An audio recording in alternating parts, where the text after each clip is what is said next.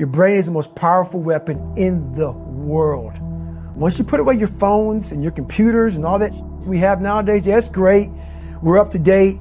But your brain is the only thing you have when you're going through depression, when you're going through hard times, when you're going through death, real life. You can't Google that, man. You're alone. You're alone. You may have a shrink you're going to. You may have a best friend you're going to. But there's 24 hours in the day where you're alone in this brain. And your brain is talking to you in all kinds of ways. And it wants to control you and pull you in these different pockets.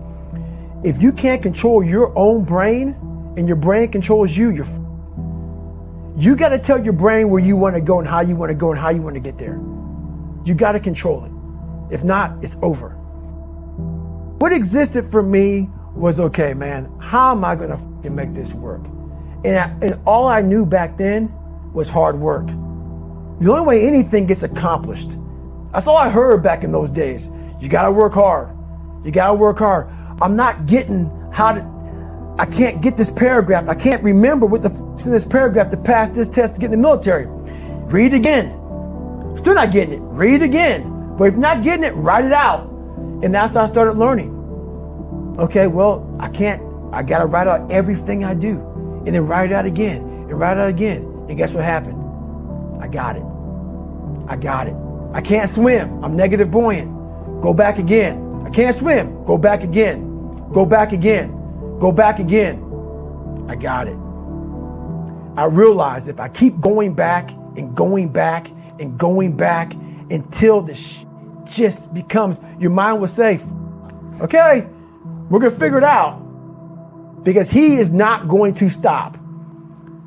It's not like I'm going to try one more time. No, it's just like alarm clock goes off, boop, we're going back. I can't read right, we're going back. I gave myself no way out, and my mind realized that. They said, okay, we're going to adapt and overcome now. Like a lot of people say, trying hard. Your mind knows, man. It knows this guy's bull. Me, man, this guy's lying. There's no truth behind it. When I was in Navy SEAL training, people go, how were you there for 18 months? The program was only 6 months long. You were in 3 hell weeks in 1 year. No one's ever done that. How did you do that? I talk about the new norm. When I lived in a $7 a month place when I was growing up for a short period of time, I loved it. I didn't know any different. That was my norm. Once we moved out of that place, we moved to a $236 a month place. I was like, I never want to go back to that little piece of shit. But if you go back to that $7 a month place and you realize this is where I live, this is all I got, your mind says, roger that, this is home. So when I was going through Navy SEAL training for 18 months and going back through all the hard parts over and over again, I told myself after the first time, I knew it was going to be a long journey there. My body was breaking down. It was just how it was going on. I said, you know what? This is my new norm. So my mind said, it's like going to work. Like you go to work, you put your suit and tie on. I go into suffering every day. Every day, suffering, being broken, duct taping my feet up, stress fractures, shin splints, being broken. This is my new norm. And your mind says, if we're not broken, this ain't normal. We got to be broken. So then your mind starts to get tougher and tougher and more callous. People go, how'd you run on broken feet? Broken shins. My mind knew this is how we operate. We're in Navy SEAL training. This is what we are. I became hell. And that became my new norm. I gave myself no way out. There was nothing outside these walls of hell. Nothing. I love God, but for a short period of time, I became the devil because that was hell. I became the boss, the owner, the CEO of Navy SEAL training. That was my mindset. And that's how you get through things. You immerse yourself in wherever it is, and you become that. You become that and give yourself no way out. When I was 297 pounds and I was fat as hell trying to be a Navy SEAL, the scariest thing in the world to me, even to this day, was that could have been the rest of my life. I thought then I was trying hard. That's the scariest thing in the world. I thought then 297 pound, working for Ecolab, spraying for cockroaches, making $1,000 a month.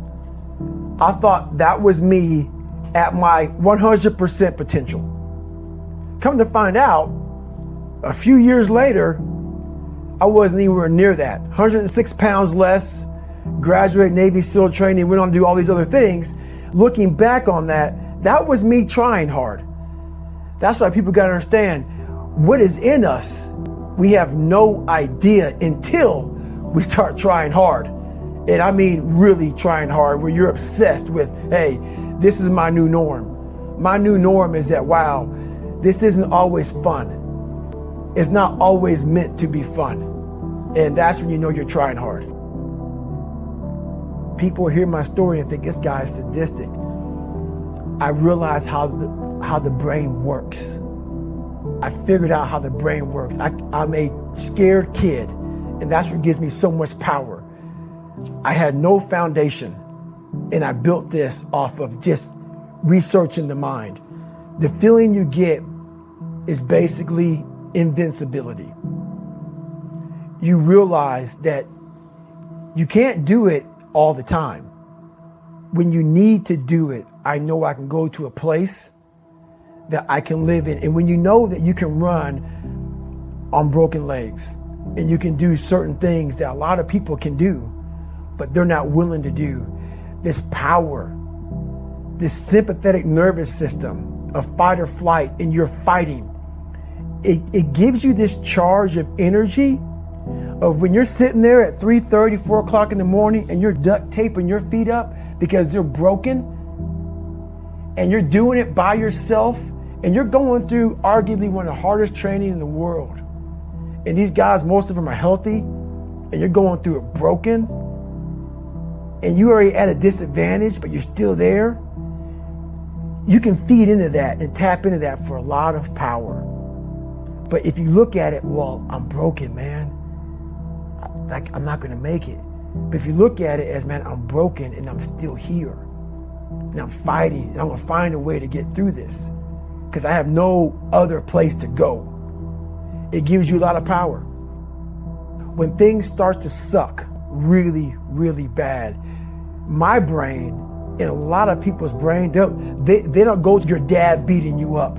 Your brain says, we gotta get the out of here. This is miserable. So anger goes away a lot of times when you're suffering, because your brain just says, we got to run. We got to go. So that anger is not popping up saying, oh, I want to show them. I want to show those people. No, there has to be a much deeper. When I say deeper, it has to be down to mineral soil. It has to be down to that nice mineral soil where nothing can burn. You can't burn dirt. So it has to be down that low, that literally is something in you that's at the core of your soul. But you don't find it unless you spend a lot of time with what you want to be in life. I can't give that to you. Right. You can't give it to somebody. When you find your true passion in life, and my passion for me was like, oh, I want to be, I don't give a Navy SEALs, Army, I don't give a shit. I want to serve my country. I want to be someone that I'm proud of. I want to look at myself in the mirror because I was so disappointed. That accountability mirror I talk about, I was so disappointed in what I saw every day. I wanted everybody to love David Goggins. And a lot of people did. I didn't love myself. But I knew a lot of us want to find peace first. So people say, man, you always talk about this suffering and pain and I'm at peace right now because I went through that. Right? You don't find peace first. If you do, Merry Christmas. More power to you. More power to you. I found peace on the opposite end of finding myself. And no one really finds themselves without going through trials, tribulations, suffering, accountability. And accountability is suffering. Being accountable every day for doing right for yourself, for the people next to you, it's miserable. It's hard. So, even the smallest details.